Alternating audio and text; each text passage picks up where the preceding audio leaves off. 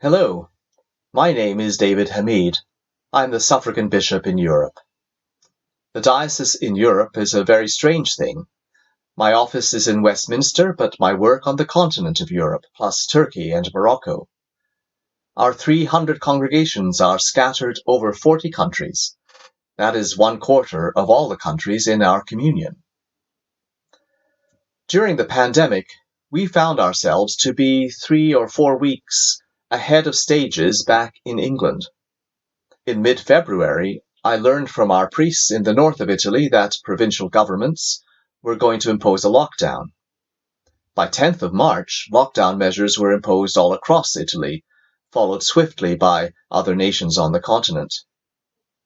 Several weeks before lockdown in the UK, we were faced with having to give pastoral, liturgical, and health and safety guidance for members of our churches before such guidance was available from headquarters.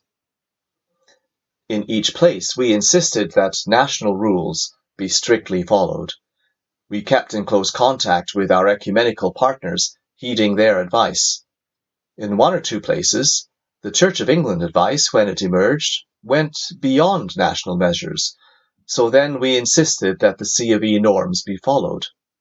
For example, in Sweden, there was no national lockdown and churches remained open for services all except our own, which we closed in accordance with C of E guidance. When measures began to be relaxed, first of all in Germany, then elsewhere, we had to arrange for physical worship and Eucharistic celebrations to happen safely, to consider how music could be provided, how spacing and books could be managed, all this before these matters were addressed in England. We shared with the Church of England authorities the measures that we had to put into place to enable church life to begin safely, and much of this has become general church guidance. But even now, some of our buildings remain closed for the moment, particularly where congregations are largely dependent on the presence of visitors and tourists, like Venice, Florence, and Assisi, where the small resident Anglican community is of a certain vulnerable age. Desmond Tutu once said that the most important thing about the Anglican communion is that we meet. But this is precisely what we couldn't do during lockdown. So our diocesan synod, an annual residential gathering in Germany, was postponed. Deanery synods have been cancelled. Ordinations, normally in Petertide, transferred to Michaelmas. Annual general meetings of our congregations have been postponed, or, in some places where the weather is more reliable than in England, held outdoors. We in this diocese were already accustomed to having meetings by conference call, so adapting to the age of Zoom has been quite easy. We have successfully held 3 or 4 large diocesan gatherings and services, as well as numerous committee meetings, clergy chapters, even appointment interviews by Zoom. And now as we move forward, we are aware that we've actually gained some spiritual strength and insights. In resuming physical gatherings for liturgy, we are sensitive to the many who still prefer, for the moment, to connect to our worship life electronically. Provision is being made for them, too, because we are an inclusive diocese, and we are aware that no one should be left behind as we move forward. Ecumenical ties have been strengthened. There are examples of kind pastoral concern offered to us by local Roman Catholic bishops, for instance, who have included us in their pastoral communication and care for their own parishes.